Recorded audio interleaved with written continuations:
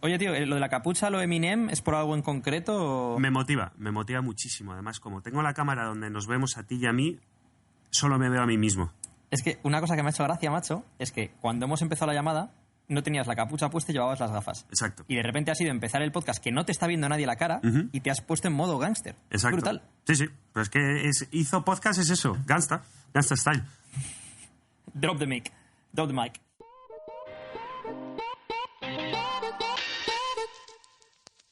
Ok, vale. ¿Qué podcast es este? ¿El 7? Este es el podcast 7. Buenas tardes, Edu. 7. ¿Cómo estás?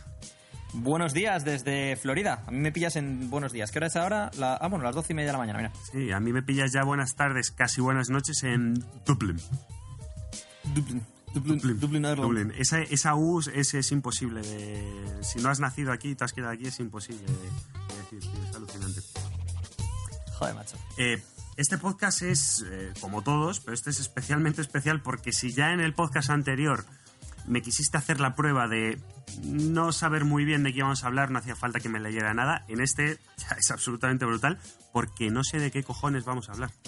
En este le he pedido a Carlo, le he dicho de qué libro vamos a hablar, que es Factfulness, que se traduce algo así como veracidad. Bueno, facts son datos, factful sería como veraz o real, Factfulness sería algo así como veracidad. Y es un libro de Hans Rosling, que escribió junto con su hijo Ola Rosling y con la mujer de su hijo Anna Rosling Ronlund, no sé si lo he dicho bien, desde aquí perdona a los suecos. Y es un libro muy interesante sobre los sesgos cognitivos que tenemos y sobre las cosas que pensamos de cómo es el mundo y cómo no es así y por qué. Pero no quiero empezar a fondo con ello. Entonces, este podcast vamos a hablar bastante de este libro, pero no quiero hacerlo específico de este libro. Uh-huh. Si os mola este podcast, entonces andaremos más a fondo en el libro. Y para empezar el podcast, por esto es por lo que yo quería que Carlos no leyese nada sobre este libro y nada, vamos a hacer un test. Y es un test que yo creo que los que estáis escuchando en casa deberíais hacerlo vosotros también y marcar vuestras respuestas, ¿vale? Marcad. Me pongo muy nervioso cuando la gente dice marcar en un infinitivo. Marcad. Con D. Pregunta número 1. Y voy a ir apuntando las respuestas que tú das, Carlos, y luego te iré diciendo. Perfecto. Vale. En los países de bajos ingresos en el mundo, ¿cuántas niñas crees que acaban la escuela primaria? El 20%. B, 40%. C, 60%. 40%, la B. 40%.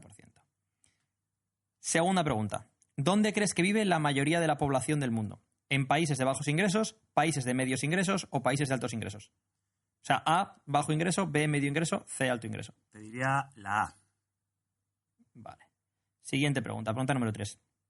En los últimos 20 años, ¿qué proporción de la población que vivía en extrema pobreza sea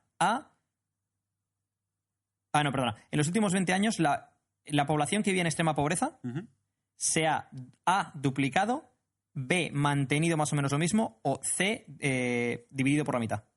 Aquí entra China de por medio, ¿eh? Los últimos 20 años China, yo te diría que se ha reducido. ¿Cuáles eran las opciones? A, duplicado, B, igual, o C, la mitad. Bueno, la B, porque duplicar y cortar por la mitad me parece mucho, así que diría por la B. Ok, siguiente pregunta. ¿Cuál es la esperanza de vida en el mundo a día de hoy? A, 50 años, B, 60 años, C, 70 años. Good question. Diría 60 años, B. Vale. Siguiente pregunta. Hay 2.000, es que lo estoy leyendo en inglés, sería 2 billones, 2.000 millones de niños en el mundo hoy en día, de entre 0 y 15 años. Uh-huh. ¿Cuántos niños habrá de esa edad en el año 2100 de acuerdo a las Naciones Unidas? A, 4.000. B, 3.000. C, seguirá habiendo 2.000. Millones hablamos. 3.000. La B, 3.000. Perfecto. Siguiente pregunta. Vale, y esta te responde a la anterior. Las Naciones Unidas prevén que para el año 2100... no es la anterior. Para el año 2100 la población se habrá incrementado en otros 4.000 millones de personas. ¿Cuál crees que va a ser la razón fundamental? ¿Habrá más niños de menos de 15 años? ¿Habrá más adultos de entre 15 y 74? ¿O habrá más gente vieja de más de 75 años? No quiero decir viejo, es un nombre, más ancianos de 75 años o más. La opción... la A y la C, diría. A menos de 15, B 15 a 74, C 75 más. 75 más, la C. Sí, ok. Espero que en casa lo estéis haciendo también, que esto va a ser interesante. Vale, el número de muertes al año producidas por desastres naturales, ¿cómo crees que ha evolucionado en los últimos 100 años? A, se ha duplicado. B, más o menos lo mismo. C, se ha dividido por la mitad. Te diría que más o menos lo mismo. Ok. Siguiente. En el mundo hay en torno a 7.000 millones de personas. De las opciones que te voy a dar, ¿cuál crees que es más representativa de la realidad? Opción A, 1.000 millones en Europa, 4.000 millones en Asia, 1.000 millones en África, 1.000 millones en América. Opción B, 1.000 millones en Europa, igual que la anterior, 3.000 millones en Asia, 1.000 millones menos que la anterior, 2.000 millones en África, que es 1.000 millones más que la anterior, y 1.000 millones en América, que es lo mismo que la anterior. Es decir, la opción B dice que 3.000 en Asia y 2.000 en África, millones. Esa es la diferencia respecto a 4 y 1. Sí. Opción C, 1.000 millones en Europa, 3.000 millones en Asia, 1.000 millones en África o 2.000 millones en América. Y 2.000 millones en América. La opción de África 2000 y... O sea, la B. La B. Perfecto. ¿Qué proporción de niños de menos de un año a nivel mundial han sido vacunados contra alguna enfermedad? 20% es la A, 50% es la B, 80% es la C. La B. Vale. Vale, el promedio a nivel mundial de hombres de 30 años el promedio a nivel mundial de cuánto tiempo han ido al colegio los hombres de 30 años es de 10 años. ¿Cuántos años crees que han ido al colegio las mujeres adultas como promedio a nivel mundial? Opción A, 9 años. Opción B, 6 años. Opción C, 3 años. 6 años. Vale, en 1996 los tigres, los pandas gigantes y los rinocerontes estaban todos en peligro de extinción. ¿Cuántas de estas especies crees que están en mayor peligro de extinción a día de hoy que en el 1996? A, 2 de las 3, B, 1 de las 3, C, ninguna de las 3. 2 de las 3.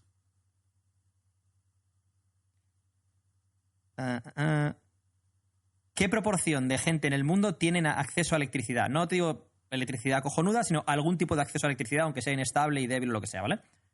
A, 20%, B, 50%, C, 80%. 50%. Vale, y esta es la última. Los expertos en cambios climáticos creen que en los siguientes 100 años la temperatura del mundo A aumentará, B se mantendrá igual o C bajará. Teóricamente la A. O eso es lo que nos venden por medios generalistas. ¿Sabes cuántas has tenido correctas de 13? Pues por tu cara, muy pocas. Una. ¿Una de 13? Una de 13. Y ahora voy a revisar con vosotros cuáles son las respuestas para los que estéis en casa, que lo veáis, y ahora hablaremos un poco de este libro y ahora veréis por qué este libro es cojonudo. ¿Paramos de grabar y empezamos de nuevo o no? No, por esto precisamente no quería que leyeses el libro. Por esto precisamente. Porque si no ibas a estar muy influenciado. O sea, iba a cambiar el paradigma. Sí, desde luego. Vale, la 1. La 1... Perdonad que estoy traduciendo directamente el inglés, entonces a lo mejor no la leo exactamente igual que lo leía al principio, ¿vale? En los países de bajos ingresos del mundo, ¿qué porcentaje de niñas acaban la escuela primaria? Carlos dijo el 40% y la respuesta es el 60%, que es la C. La 2. ¿Qué porcentaje de la población... ¿dónde vive el mayor porcentaje de población del mundo? Que era o países de bajos ingresos o de medios ingresos o de altos ingresos. Carlos dijo bajos ingresos y la respuesta es de medios ingresos. Luego hablaremos de lo que son medios ingresos y bajos ingresos y demás. Ahí está. Ahí hay parte del kit de la cuestión. En los últimos 20 años, ¿qué ha pasado con la población que vivía en extrema pobreza?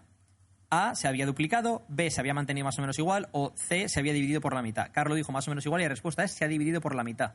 Hay la mitad de gente en extrema pobreza. Lo mismo, ¿qué es extrema pobreza? Es lo que quiero definir.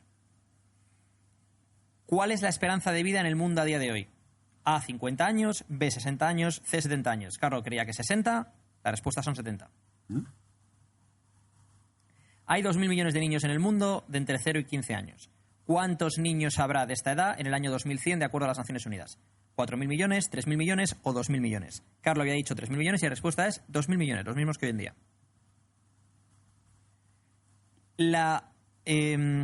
Naciones Unidas predice que en 2100 la población se habrá incrementado en 4.000 millones de personas más. ¿Cuál será la principal razón? A, que habrá más niños de menos de 15 años. B, que habrá más adultos entre 15 y 74, o C, que habrá más gente mayor de 75. La respuesta es la B, adultos de 15 a 74, no la C, que es la que había dicho Carlos. Por cierto, yo hay algunas de estas que ha fallado Carlos, que yo cuando lo hice la primera vez también la fallé. Esta la fallé, y la de la edad también dije 60 en lugar de 70. ¿Cuál es...? No, el número de muertes anuales por desastres naturales, ¿qué ha pasado con eso a lo largo de los últimos 100 años? A, se han duplicado, B, se han mantenido igual, o C, se ha dividido por la mitad. Carlos dijo que igual, y la respuesta es se ha dividido por la mitad. Hay menos de la mitad de muertes por desastres naturales. Hay 7.000 millones de personas en el mundo. ¿Cuál de estas... ¿Cuál de las cosas que voy a decir representa mejor la realidad? A, 1.000 millones en Europa, 4.000 millones en Asia, 1.000 millones en África y 1.000 millones en América. B, 1.000 millones en Europa, 3.000 millones en Asia, 2.000 millones en África y 1.000 millones en América. Esta es la que había dicho Carlos. C, 1.000 millones en Europa, 3.000 millones en Asia, 1.000 millones en África y 2.000 millones en América. La respuesta es la A, 4.000 viven en Asia y 1.000 millones viven en Europa, África y América. ¿Cuántos de los niños de menos de un año hoy en día han sido vacunados en el mundo de alguna enfermedad? A, 20%, B, 50%, que era la de Carlos, y C, 80%. La respuesta es 80%. En el mundo, los hombres de 30 años o más, como promedio, han pasado 10 años en la escuela. ¿Cuántos años han pasado las niñas, las mujeres que tienen esa edad como promedio? A, 9 años, B, 6 años, C, 3 años. Carlos había dicho 6 años y la respuesta son 9 años. En 1996 los tigres, los pandas y los rinocerontes estaban todos en lista de ¿cómo he dicho antes? ¿Cómo lo he expresado antes? Sí, en animales peligro de extinción. Eso es. ¿Cuántas de esas especies están en peligro hoy? ¿2 de ellas, una de ellas o ninguna? Carlos había dicho 2 y la respuesta es ninguna de ellas. ¿Qué porcentaje de gente en el mundo tiene acceso a algún tipo de electricidad? La respuesta A es 20%, la B es 50% y la C es 80%. Carlos había dicho 50% y la respuesta es 80%, la C. Y los expertos en cambio climático creen que en los siguientes 100 años la temperatura promedio habrá A, subido, B, se habrá mantenido, C, habrá disminuido. La respuesta correcta de Carlos es que habrá subido. Perfecto. Vale, entonces ahora vamos a hablar de esto, que esto es donde se pone interesante el tema. Estoy destruido ahora mismo, ¿eh? Y esto en público, además. Los que hayáis hecho el test mientras lo vamos diciendo, no ya luego con las respuestas, me imagino que estaréis en una situación similar a la de Carlos, porque de hecho, en el libro una de las cosas que menciona el autor es que si le hiciésemos este test con unos chimpancés del circo, del zoo, y la respuesta fuese, ponemos un cubo con la letra A, otro con la B y otro con la C, y cada cubo lo llenamos de plátanos. Le hacemos una pregunta al chimpancé y el chimpancé va y come del plátano que sea. Estadísticamente los chimpancés acertarían un 33% de las preguntas. Es decir, acertarían 4 de las 12. Y lo harían mejor que el 90% de la gente. Y eso sería, ¿por qué? Porque ellos no tienen ningún tipo de información y nosotros tenemos información errónea en nuestra base de datos. Entonces, vamos a hablar de varias cosas. Lo primero es que nosotros solemos tener opiniones basadas en cómo el mundo era antes de que naciésemos, debido a que es lo que estudiamos en el colegio cuando éramos niños o a lo que escuchábamos en la opinión pública, en casa, nuestros padres, amigos, familiares, etcétera, ¿no? La pobreza en África, la pobreza en este sitio, la pobreza en este otro. Y además decimos África como África en general, sin pensar en que dentro de África hay países con distintos grados de pobreza, dentro de Asia hay países con distintos grados de pobreza y riqueza y demás, ¿no? Y la segunda es, una cosa que yo estoy aprendiendo con este libro es que tener opiniones marcadas o ideas claras sobre cosas sobre las que no conocemos los datos es un gran error, porque no estamos informados, tenemos una opinión desinformada. Y esto nos pasa con muchísimas cosas. En concreto, ¿cuántas de estas preguntas habréis fallado? Y creéis que tenéis la información correcta. Y en parte no la tenéis por lo que he dicho antes respecto a las opiniones basadas en los años 60, 70, 80, que los datos son distintos a los de hoy en día. Y en parte porque lo único que vemos en las noticias es muerte y destrucción, es decir, solo vemos las guerras, las enfermedades, los desastres naturales y no vemos las cosas buenas que pasan. No salen noticias de cómo ha aumentado la escolarización infantil en países del tercer mundo. No vemos noticias de cómo ha aumentado la escolarización femenina en países del tercer mundo. Lo que vemos es, pues eso, lo que es más dramático, ¿no? Lo que genera más atención. No, y además añado algo que es También tenemos una sobreinformación, es decir, tú imagínate que tú y yo tenemos un debate sobre algo, sobre cualquiera de las preguntas, y ninguno de los dos sabemos la respuesta. No vamos a discutir sobre ello intentando poner unas bases. Lo primero que vamos a hacer es sacar el teléfono, mirar, no sé qué, en Google, el dato es 9, siguiente pregunta. Entonces, esto hace, primero, que no pensemos sobre aquello de lo que deberíamos tener un debate, porque no tenemos esa información y, por tanto, intentamos debatir, y después buscamos la solución. Lo que hacemos es algo muy matemático, que es busco la solución, siguiente pregunta, adelantamos. Y con eso no llega a calar dentro de... Y peor aún, buscas un dato en Google y el primero que te salga te lo crees. Exacto. Y a lo mejor no es el dato de, imagínate, de las Naciones Unidas o el dato de... Es decir, ¿la fuente de la que estás sacando ese dato es fiable o le has puesto a Google cuál es el...? Mira, yo recuerdo el primer año que estudié periodismo, yo estudié periodismo y derecho, una de las asignaturas que más molaban, desde luego, no sé ni el nombre. Y sé que el profesor, unos años después, murió incluso. Pero me encanta los datos que das de esa asignatura. Sí, no me acuerdo del nombre y creo que el profesor murió. Pero... El tío la guiñó. Pero molaba mucho la clase. Y básicamente se basaba en ver las conexiones empresariales que tenían los grandes medios de comunicación. Entonces veías... Lo primero que veías es que todos los medios estaban no dirigidos, pero estaban comprados, tenían un share de grandes empresas, y además entre ellas tenían diferentes conexiones. Por tanto, medios como, por ejemplo, en España La Razón y La Sexta, que ideológicamente pueden estar tan en las antípodas, realmente quien aporta ese dinero, ese share y toda esa inversión de dinero viene del mismo grupo. Por tanto, ¿eso qué te quiere decir? Bueno, esto que has dicho, una cosa, esto que has dicho, ¿has comprobado si en el caso concreto de esos dos el dinero viene del mismo grupo o estás poniendo un ejemplo? En la época sí. En la época sí, vale. Pasaba. Ahora mismo pues puede haber habido movimientos empresariales como los que veníamos hablando, ¿no? Pero en la época sí, vamos, yo creo recordar que sí. O si no, hice muy mal examen. Otra cosa importante, creo que debemos de denotar que correlación no implica causalidad, ¿no? Es decir, puede haber una correlación, por ejemplo, entre la cantidad de accidentes de tráfico. Se incrementan los accidentes de tráfico a la vez que se incrementa el consumo de plátanos. Vale, sí, claro. Hay una correlación directa. Pero ¿hay una causalidad? Pues no tiene nada que ver que haya accidentes de tráfico con que comes plátanos. Si dijésemos que hay una correlación entre la cantidad de accidentes de tráfico y las horas de sueño de la gente o el consumo de alcohol, pues podríamos encontrar causalidad. Pero eso creo que también es importante. Muchas veces, muchos de los datos, la gente se basa en correlaciones sin que haya causalidad entre una cosa y la otra. Vale, a mí personalmente cuando hice este test me ayudó el hecho de haber viajado bastante, porque aunque, bueno, ves lo que te dejan ver y lo que tú quieres ver, sí que muchas de esas preguntas tuve las respuestas correctas en base a lo que yo había visto, gente que había conocido, por ejemplo, cuando he trabajado con gente de India y a lo mejor su nivel educativo es alto. Y digo, coño, esto, yo no me lo esperaba, ¿no? Y luego te das cuenta de que no, bueno, es que reciben una educación pues primaria todos, secundaria muchos de ellos. India no es un país pobre, es un país de ingresos medios en base a lo que luego discutiremos. Entonces, eso también hay que tenerlo en cuenta, ¿no? Quiero abordar dos de las preguntas para entrar un poquito más en detalle, para que veáis lo que podríamos tratar en un futuro si hablamos de todas ellas, por si os interesa que tratemos todas ellas en un futuro. Entonces, la primera que voy a abordar es el tema de las vacunas, ¿vale? Y es... tema de las vacunas. A ver cómo empiezo. Tema complicado. Porque es que es un tema complicado porque también quiero entrar en los padres que no quieren vacunar a los niños porque tienen teorías conspiratorias y demás. Entonces, en el mundo subdesarrollado mueren millones de niños por no estar vacunados.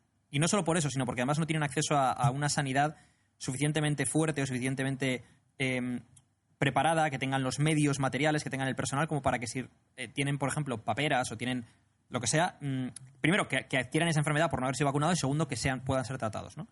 Y creo que con el tema de las vacunas en el primer mundo, lo que pasa es que puedes tener padres que deciden vacunar a sus hijos, que serán el 95%, y tienes a lo mejor un 5% que deciden que no, que teoría conspiratoria y no vacuna a mi niño. Y no hay consecuencias porque el otro 95% está vacunado. Entonces, como el otro 95% está vacunado, no hay una epidemia, no hay un contagio. Entonces, ese niño no es que, pues yo no... Porque luego la gente basa sus conclusiones en esos hechos, ¿no? Yo no vacuné a mi hijo y nunca le pasó nada. Nos ha jodido porque el otro 95% de la gente sí vacuna a los suyos.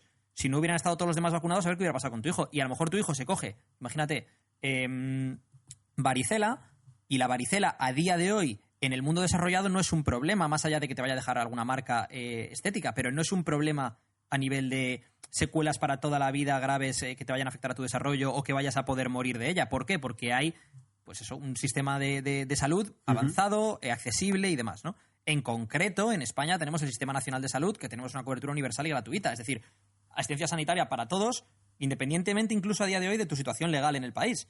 Con lo cual, la consecuencia es que estás unos días enfermo y punto, ya está. Y si necesitas antibióticos, te los van a dar también. No vas a tener problema de no poder acceder a antibióticos, ¿no? Sí, además, hay un efecto, ahora mismo no recuerdo, lo estoy hablando, como sabes, tengo muchos amigos que son médicos y justo hablábamos de esta temática y hay un efecto que no recuerdo muy bien el nombre, pero era básicamente que como lo que decías tú, que el 95% de la gente está vacunado, lo que está haciendo es que no haya una fuerza de ese virus. Pero ojo, también lo que me decían, lo que puede pasar es lo contrario, que en un punto haya un caos porque una persona no se vacune, porque la otra no se vacune, porque la otra no se vacune, como no esté pasando nadie se empiece a vacunar, porque estos son modas, y esos virus vuelvan a la sociedad, y además de otra forma. Que recordemos que a día de hoy a lo mejor no son más problema que estar enfermo unos días, pero que han diezmado poblaciones en otras épocas históricas, ¿eh? O sea, eso hay que tenerlo en cuenta. Sí, estamos hablando con esto es la gripe española, que por cierto no era española, pero bueno, se le llamó la gripe española. Son millones de muertos en Europa. Bueno, Hernán Cortés fue un conquistador gracias a ello. Lo que se llevó allí fue la gripe. Exacto. Entonces, un tema importante con esto es un dato muy importante el que el 80% de la población de niños de menos de un año hayan sido vacunados de alguna enfermedad.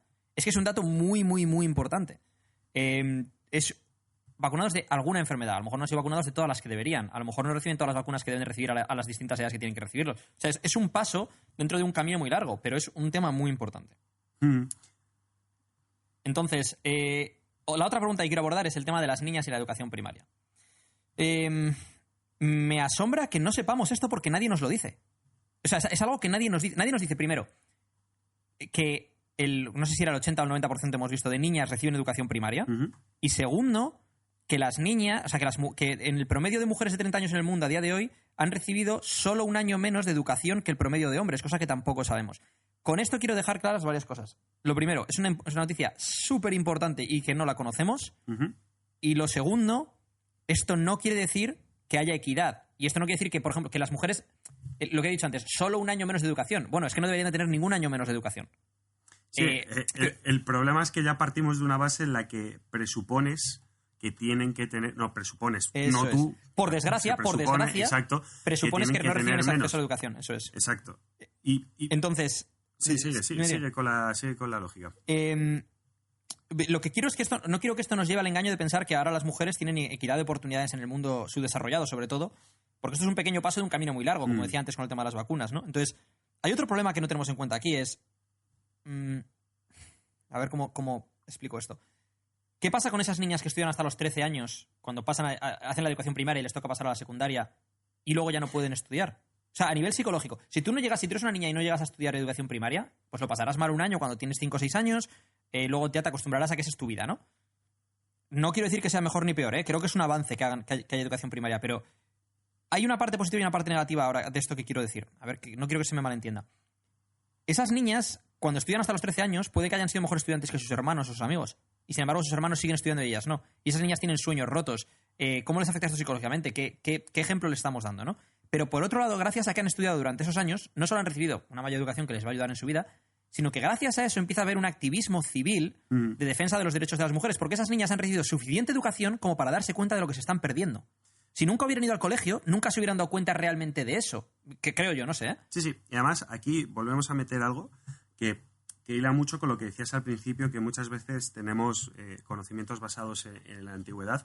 Aquí es lo mismo, es decir, el acceso a información que nosotros tenemos actualmente desde los últimos 10 años, nosotros hablo el planeta entero, no solo Europa e Internet, sino en África existe Internet, en África hay Internet. El acceso que tienen esas niñas, por ejemplo, por poner un ejemplo concreto, es mucho mayor que el que esas niñas tenían hace 20 años. Por tanto, hace 20 años esas niñas ni se planteaban escenarios posibles que no fueran su pueblo y los alrededores. Sin embargo, ahora ven que otras niñas en otra parte del mundo tienen esa oportunidad y piensan. Y encima, como han llegado, como dices tú, a esa educación un poquito superior en la que ya hay algo estructurado, ya hay unos cimientos, unas bases en su cerebro, ya hilan cosas y ya hay ese activismo civil, como dices tú, que exige más. Eso Aparte de que, gracias a Dios, en los países civilizados apostamos por esas cosas y estamos empezando a apostar por esas cosas no solo en nuestras sociedades, sino en las sociedades a las que Porque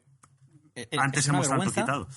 Es una vergüenza que no haya igualdad de oportunidades. Yo he tenido varios debates sobre este tema con gente, porque, a ver, yo no estoy de acuerdo con la igualdad de resultados, estoy de acuerdo con la igualdad de posibilidades. Es decir, si todos tenemos la misma igualdad de oportunidades, todos empezamos la carrera desde el mismo sitio. Ahora, imaginaos que es una carrera corriendo, de una maratón. Igualdad de resultados es que nos obligasen a todos a llegar a la vez.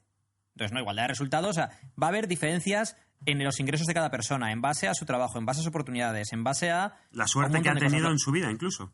Haber nacido en una parte o en otra, haber ido a un colegio u otro, haber tenido un grupo de amigos u otro, una familia u otra, luego su esfuerzo, su capacidad intelectual. La capacidad intelectual, por cierto, esa es otra. Tenemos que intentar buscar igualdad de oportunidades dentro de lo que podamos igualar. Porque, por ejemplo, si tu capacidad intelectual es superior a la mía, eso no es algo que vayamos a poder igualar. Y es injusto, pero así es la vida. Es decir, siempre va a haber desigualdad en ese sentido, ¿no? Por ejemplo, yo no mido 1,98 y no tengo la genética de Kobe Bryant, que hablábamos del otro día. Pues independientemente de que Kobe Bryant tenga mejor o peor genética que otra gente de la NBA, desde luego yo no tengo la suya. Entonces, no voy a poder llegar a jugar en la NBA. Exacto, puedes independientemente tener de que... la mejor ética de trabajo, el mejor inversor, puedes tener el mejor representante, pero nunca vas a llegar a jugar como Kobe. ¿Vale? Es imposible que lo puedas hacer. Eso es. Y puedo, digamos que puedo tener a lo mejor otras cosas que él no tiene. Pero tenemos que partir de la base de que la igualdad de oportunidades nunca va a existir porque tenemos distintas capacidades intelectuales y físicas. Ahora bien, tenemos que intentar, dentro de lo que la sociedad nos permita, igualar lo máximo posible para que no se creen diferencias aún mayores. ¿Sabes algo que no se trabaja, o eso creo, o al menos fue una de las cosas que yo vi en mi etapa educativa de, como todos, de 20-25 años? El encontrar dentro de cada persona aquello que se le da bien.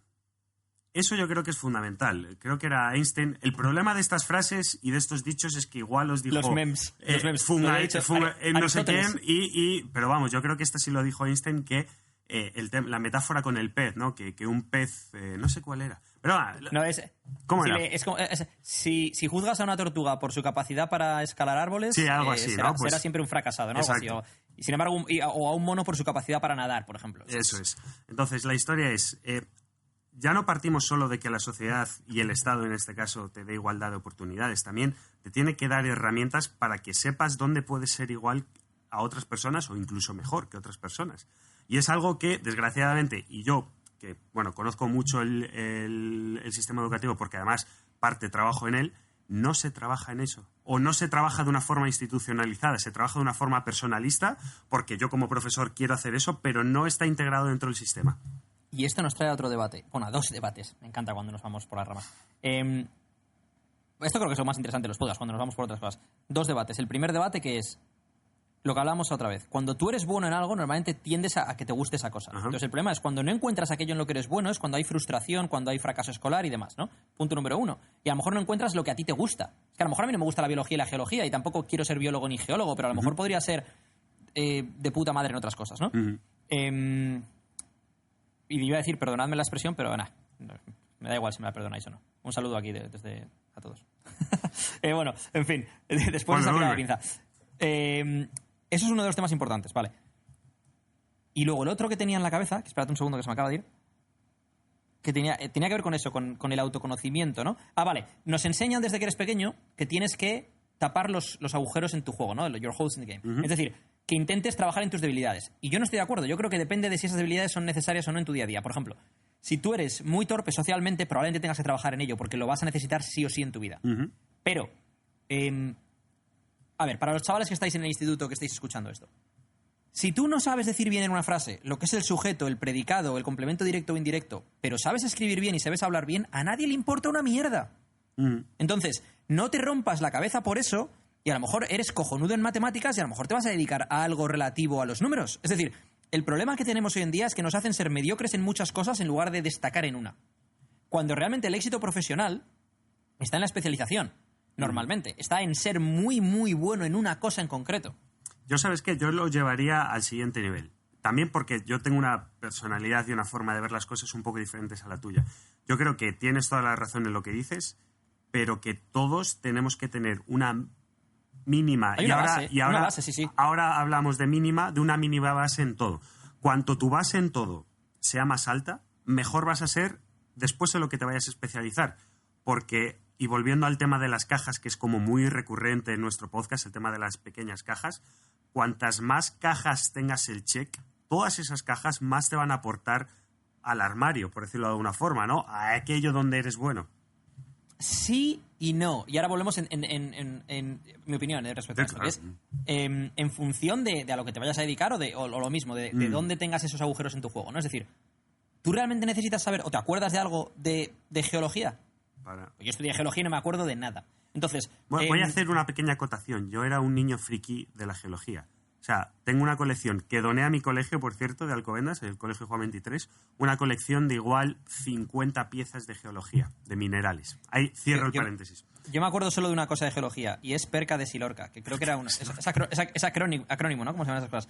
Que me acuerdo que para un examen tenía que saber, era pérmico, cámbrico, delúrico, sibónico, Perca de Silor, ordovicio y no sé qué. Pero es lo único que me acuerdo de todo eso. En fin, volviendo al tema sin desviarme de eso, vale. Es lo que he visto antes, ¿no? Sí, lo que he dicho antes. Tienes que tener una base cuando son cosas que tú vas a necesitar. Es decir, si tú eres... Volvemos a lo mismo, ¿no?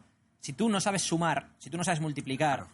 si tú no tienes habilidades sociales, si no sabes hablar bien o escribir como una persona adulta, entonces, obviamente, o sea, si tú escribes burro con V, quiero decir, hay cosas que hay que cubrir sí o sí. Pero una vez se cubren esas bases, hay un montón de cosas que estudiamos en el colegio que son completamente irrelevantes. Por ejemplo, en el colegio a ti te enseñaron algo sobre impuestos, te enseñaron algo sobre cómo abrir una empresa, te enseñaron algo sobre inversiones, sobre fondos de pensiones. Te diré más. Estudié Derecho y no hicimos un contrato en toda la carrera. Pues con eso me lo dices todo. Entonces... Tú, por ejemplo, en el colegio, ¿qué crees que era más importante para ti en el colegio? ¿Aprender sobre los dinosaurios o aprender, por ejemplo, cómo llevar la economía de tu casa? Es decir, mira, cuando seas mayor vas a tener que pagar, pues, imagínate, una letra del coche, un seguro del coche, tienes que pagar un seguro del hogar, tienes una hipoteca, los intereses que te pueden cobrar son, estos intereses o estos otros. Eso nadie te lo enseña, tío. Y eso es acojonante. No, eso es acojonante. Y además llega un momento en tu vida en el que te tienes que enfrentar a eso y yo personalmente me acojono. O sea... porque es algo que está tan fuera de mi rango mental que no me siento cómodo trabajando con ello. Y sabes una movida. Hay una movida, tío. Una cosa que decía mi padre, me decía desde que era pequeño, volvemos a introducir a mi padre en el podcast, que es el desconocimiento de la ley no exime de su cumplimiento. Es decir, el que tú no conozcas una ley no te exime de cumplirla. Entonces, cuando hablamos, por ejemplo, de temas legales, en cuanto a... Me acabas de matar. Bueno, es que para los que no lo habéis visto, Carlos acaba de poner los cascos como si fuera una diadema. Se ha echado el pelo hacia atrás, se ha puesto la diademita de Guti. Un saludo a Guti desde aquí, desde Etos. Por cierto, Guti, sinceramente espero que algún día seas entrenador del Madrid. Esto lo dejo aquí. Todos los charcos. Es que ves charcos y no puedes me meten todos, tío, no puedo evitarlo. Pero bueno, no, de verdad. O sea, creo que el tío tiene una visión del fútbol acojonante. Ahora que está el tema con Zidane un poco así jodidillo, que no sabemos si se queda Zidane, si viene Mourinho, bueno... No, por Dios, Mourinho no. Luis Fran, no vuelvas a dar la turra con Mourinho, por favor. Un saludo a Luis Fran desde aquí y otro saludo a Guti. Creo que Guti podría hacer un gran trabajo, no sé si ahora o en un futuro, pero creo que lo podría hacer. Bueno, volviendo al tema de todo esto, respecto a las bases que hay que cubrir, ¿no? en la vida, pero el problema es, cuando tú le dedicas mucho tiempo a algo que es una debilidad, que tampoco te va a ser útil en tu vida y no te especializas en lo que realmente podría ser bueno, es una movida. Si nos vamos, por ejemplo, al deporte, ¿vale? Se ha visto que lo mejor para los niños, para llegar a ser un deportista de élite, es que jueguen a muchos deportes cuando son pequeños y que sean expuestos a muchos estímulos distintos y adquieran muchas habilidades distintas. Bien. Pero en el momento en el que el chaval llega a una determinada edad, cuando tú ya tienes 15 años, si quieres llegar a ser deportista de élite en algún deporte, ahí ya te centras en un deporte. Es decir, si tú quieres llegar a ser Rafa Nadal con 15 años, no estás jugando al baloncesto, al tenis, al fútbol y haciendo piragua. Porque entonces no puedes darle la cantidad de horas que necesitas al tenis. Hasta a lo mejor esos 13, 14, 15 años, toda la exposición que hayas tenido a otros deportes, por ejemplo, en el caso de Rafa Nadal, que jugaba al fútbol con el Mallorca y jugaba muy bien al fútbol, probablemente eso le haya ayudado mucho en su juego de pies a la hora de jugar al tenis. Steve Nash, por ejemplo, jugador de la NBA, para todos aquellos que os gusta el baloncesto, ya sabéis que a Carlos y a mí nos mola, Steve Nash jugaba al lacrosse, al fútbol y al baloncesto. Pues obviamente el tema del lacrosse le habrá dado una coordinación y una habilidad espaciotemporal buenísima, y el tema del fútbol le habrá dado una coordinación de pies brutal, que le ha venido de puta madre ambas cosas para la NBA. Exacto. Pero en determinado punto se tuvo que especializar en oye, tío, si quiero llegar a jugar en la NBA o si quiero llegar a ser All-Star, es baloncesto. Entonces, cubre esas bases al principio, pero a medida que ya vamos cumpliendo unos años, tienes que centrarte en cuáles son tus fortalezas. Y centrarte en esas fortalezas, siempre y cuando hayas cubierto las bases mínimas. Si tú, por ejemplo, eres un hacha, en lo que sea que eres un hacha, pero eres muy torpe en tus relaciones sociales, estás jodido, porque entonces vas a trabajar en un cubículo toda tu vida, porque al final vas a tener que ser capaz de comunicarte bien con tus jefes, con tus empleados, con tus compañeros, de ir a reuniones, de ser capaz de vender un producto o un servicio. O sea, tienes que tener una serie de habilidades sociales mínimas, pero una vez hayas cubierto esas habilidades sociales mínimas, si quieres realmente destacar en algo, tienes que especializarte en algo. Y eso pasa ahora, y no solo hablemos de niños, hablemos de gente, bueno, ahora que dicen que se avecina otra crisis económica, la crisis económica pasó que muchísima gente... pero hemos salido. Bueno, más o menos, ¿no? Pero bueno. Un saludo a Pedro Sánchez desde aquí. Mucha gente de 35 a Vale, no me meto en política, años, no me meto en política, prometo, no me meto eso en es lo política, único que hemos dicho. No hables de política, venga. Se quedó sin trabajo o se quedó súper estancado en su trabajo hablando de crisis. O evitemos hablar de crisis. Mucha gente que con 40 años o 35 años o 40 y algo años dice, ¿qué estoy haciendo con mi vida? Llevo en el mismo puesto 10 años y no avanzo. Es porque igual no te has parado a pensar que la deriva de la marea te llevó a esa isla en concreto, que es el trabajo en el que estás, pero igual no es la mejor isla. Me ha encantado eso de la deriva de la marea. Puede ser la primera metáfora buena que hago en toda mi puta vida, te lo digo en serio. Me ha encantado. Me está diciendo el ordenador que me estoy quedando sin espacio, así que voy a ver si puedo borrar cosas mientras seguimos hablando. Puedo acabar el podcast yo solo, en un monólogo. Simplemente para asegurarme de que puedo guardar luego el audio. Nada. Porque si no estamos jodidos. Lo que te decía era también que con 40 años, siendo un chaval de 15 años, es muy complicado autoanalizarte a ti mismo. Es decir, sabes que eres bueno en un deporte porque te gusta el deporte, pero cuando estamos hablando de chicos y los estudios no van a ser buenos. Pero cuando tienes una edad y ves que tu carrera profesional o no te gusta o va a la deriva, ahí es cuando puedes hacer el estudio de ti mismo y decir, vamos a ver, ¿yo soy bueno realmente en lo que estoy haciendo o no? ¿Puedo cambiar? ¿En qué soy bueno o qué me gustaría hacer? Y empezar a trabajar en un proyecto paralelo, irte a formar en otras cosas y poco a poco empezar. De hecho, muchos de los grandes empresarios... Vale, te quiero hacer aquí un pequeño corte, porque esto es importante y esto va en línea con el estoicismo el otro día, con el tema de la autoexigencia. Uh-huh. Si tú tienes un trabajo de 8 a 5, de 10 a 7, lo que sea, y quieres trabajar en un proyecto paralelo, ¿cuándo lo haces? ¿Yo? ¿Cuándo lo haría? Antes de ir a trabajar. O sea, te levantarías a las 5 de la mañana para hacerlo. Sí. Otra opción sería a lo mejor hacerlo a las 8 de 8 a 12, por ejemplo, ¿no? Pero, ¿y si tienes hijos? ¿Y si estás cansado? ¿Y si...? Un saludo aquí a todos aquellos que no os exigís, pero que queréis más de la vida.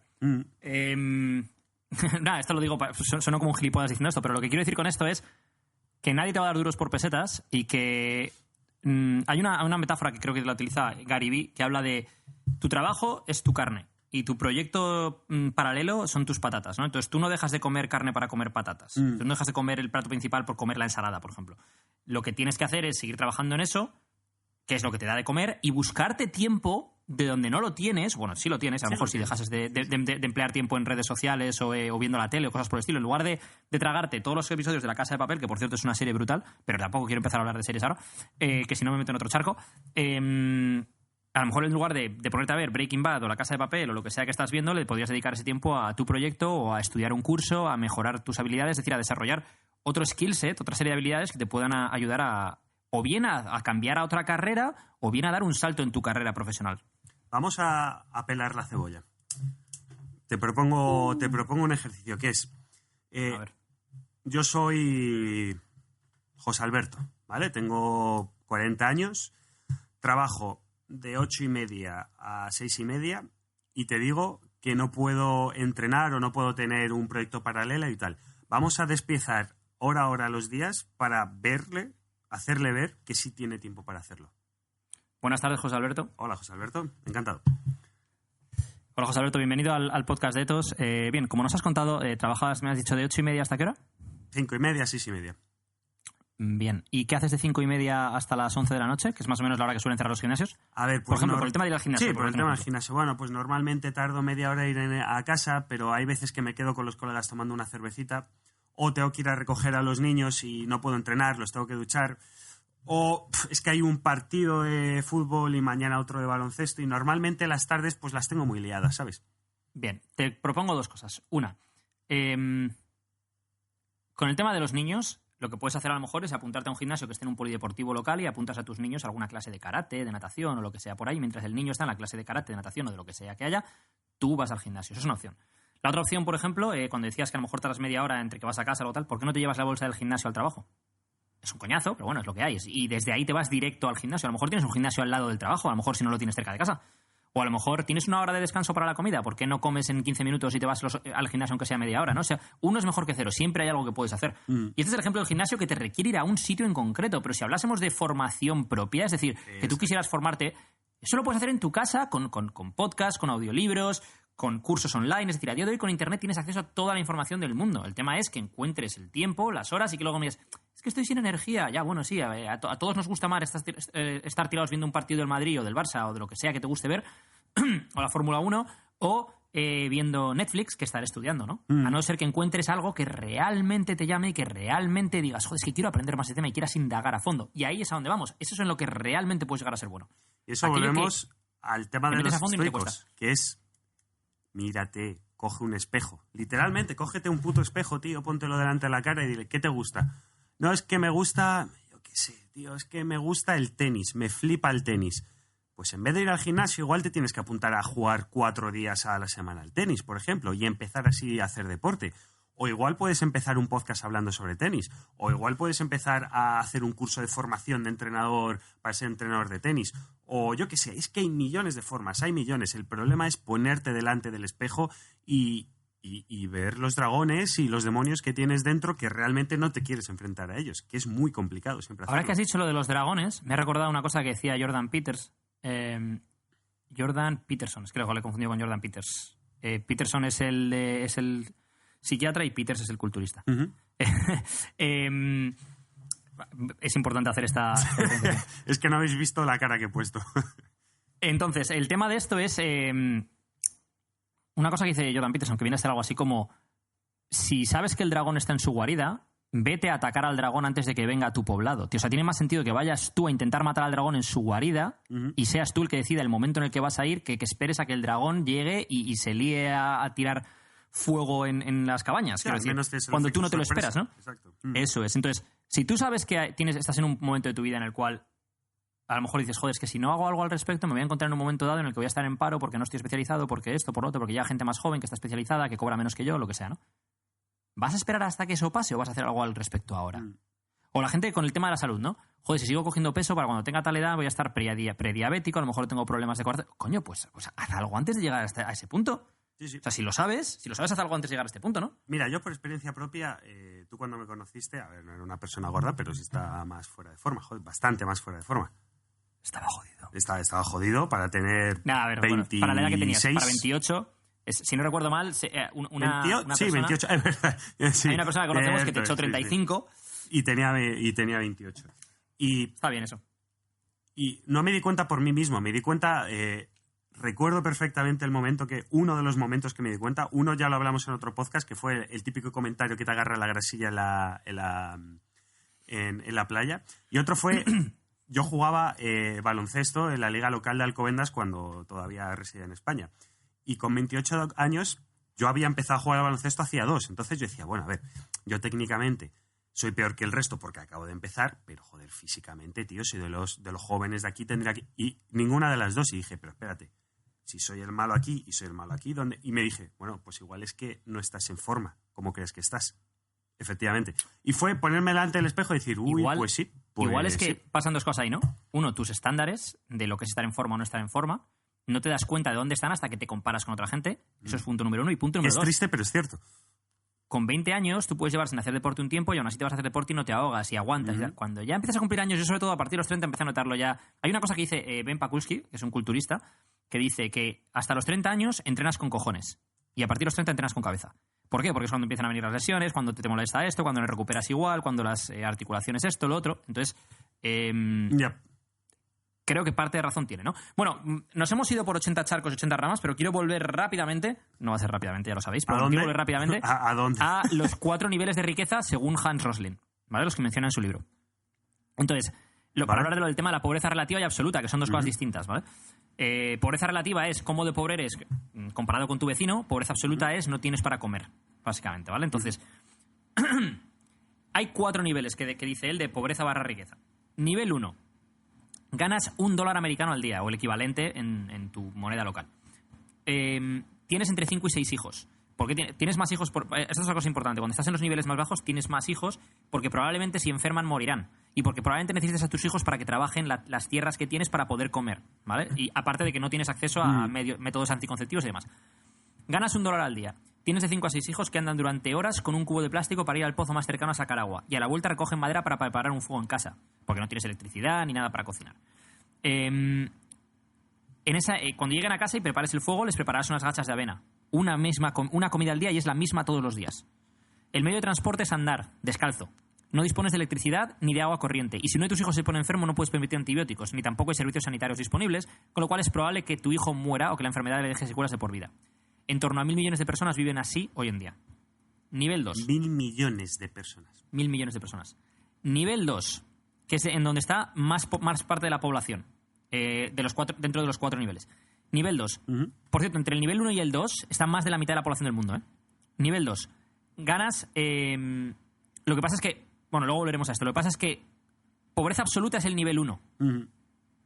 Es decir, gente que se muere de hambre y cosas por el estilo. Nivel 2 ya no estás ahí. Eres pobre comparado con los demás, pero ya no estás en ese punto. Y una cosa que es importante, quiero remarcar antes de seguir con los siguientes niveles, es los países desarrollados de hoy en día, a principios del siglo XX, estaban todos en nivel 1 y 2. Y han evolucionado todos a lo que es a día de hoy nivel 4. Sí. Entonces, es una cosa a tener en cuenta. Muchos de los países que hoy están en nivel 3, hace nada estaban en nivel 2. Muchos que están en nivel 2, hace nada estaban en nivel 1. Es decir, el mundo va mejor.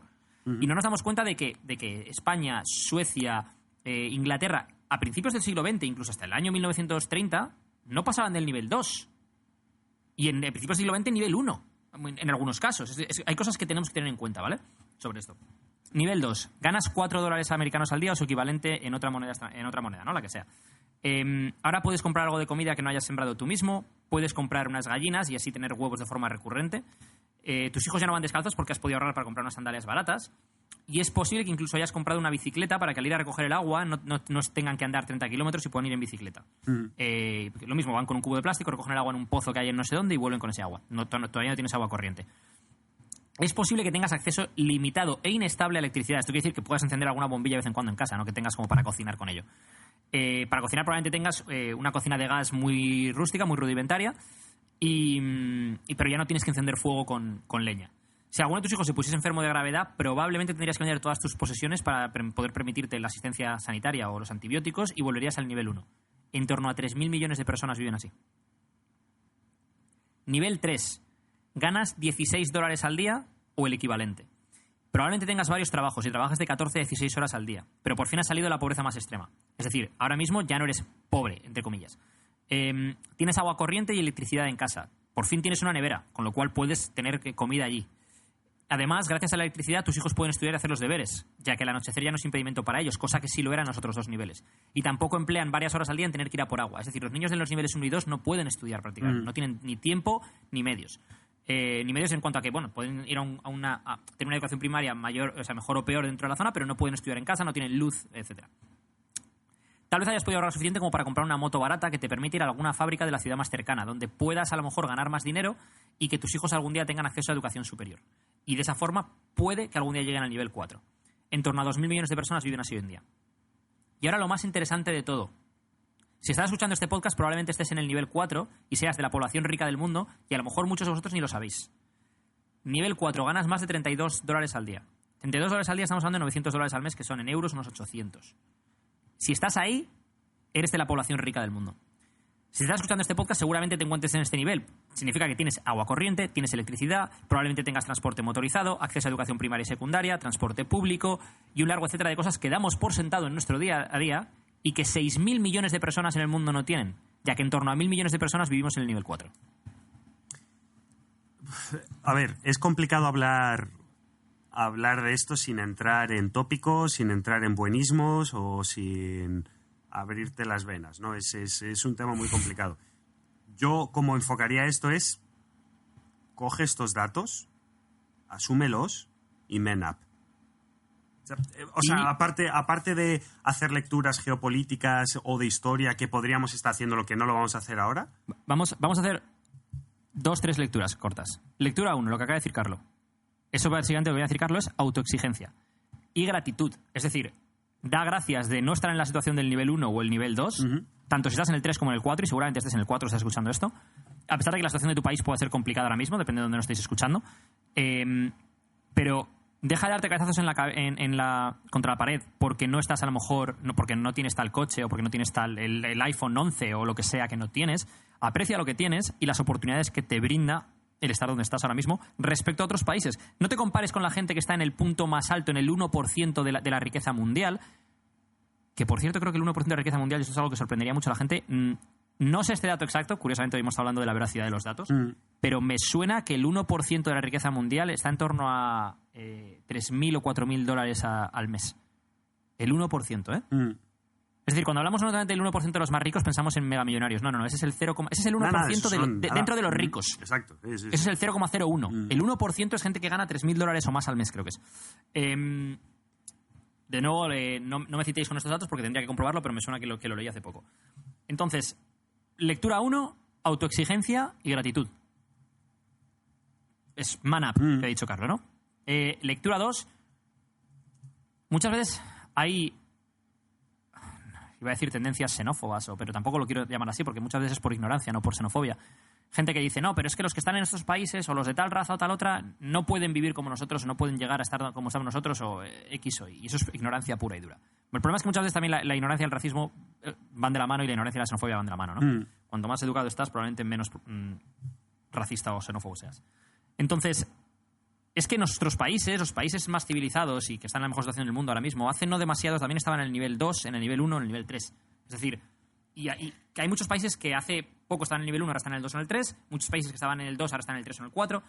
Y de hecho... El mundo se está globalizando y es una cuestión de dar oportunidades para que puedan darse esas situaciones. Es decir, que hay una serie de infraestructuras, que hay una serie de infraestructuras también a nivel social, que hay una construcción social que permita que los que están en el nivel 1 o en el 2 puedan acceder a más niveles. Es decir, cuando llegas a un país en el cual la educación secundaria no ocurre, pues creo que mi internet está fallando otra vez. ¿Me oyes? ¿Me oyes? Vale. Pues obviamente el nivel educativo va a ser menor, las oportunidades van a ser menores en todos los sentidos. Entonces, lo que quiero decir con esto es no solo autoexigencia y gratitud, sino un poquito menos de ignorancia y de juzgar a la gente que está en una situación peor que la nuestra y darnos cuenta de que a lo mejor están en esa situación no porque sean más o menos listos, no por el color de su piel, sino porque no han tenido las mismas oportunidades. Y si esas personas hubieran nacido en nuestro mundo, con nuestras oportunidades, probablemente serían pues como tú y como yo. Porque muchas veces tendemos también a juzgar a gente en plan, es que mira, esta gente no tiene educación o esto, otro. Además me encanta la frase de esta gente, pero ¿cómo que esta gente? O sea, ¿qué es esa diferenciación?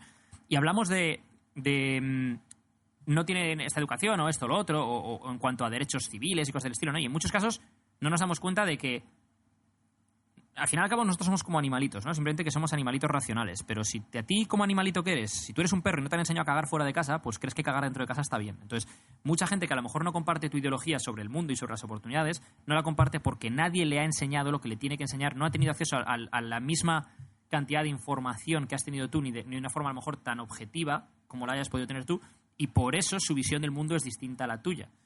Su nivel formativo y sus oportunidades han sido distintas. También, y sin entrar en geopolítica, que es un tema que me flipa, ya lo sabes, también hay que tener en cuenta que todas las estructuras, o una gran parte de las estructuras que tenemos de los últimos 80, 90 años aquí en Europa, ha sido gracias a expoliar y a hacer cosas que no eran muy bonitas en esos países a los que ahora criticamos a esas personas, ¿no? Es decir, África, Asia, India, etcétera, etcétera, Filipinas, etcétera, etcétera. Las hemos expoliado lo suficiente como para nosotros durante 100, 150 años crear unas estructuras que nos han llevado a estar donde estamos ahora. Entonces, hay que tener eso en mente. Hay que tener eso en mente.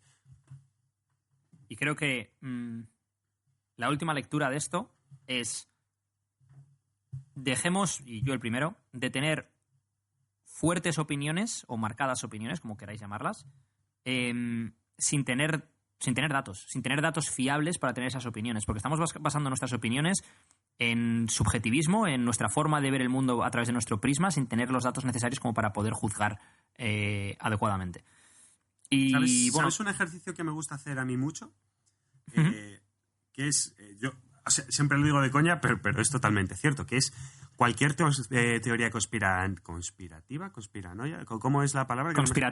Se llama teoría conspiratoria o la conspiranoia. O la por conspiración y paranoia. Los había mezclado.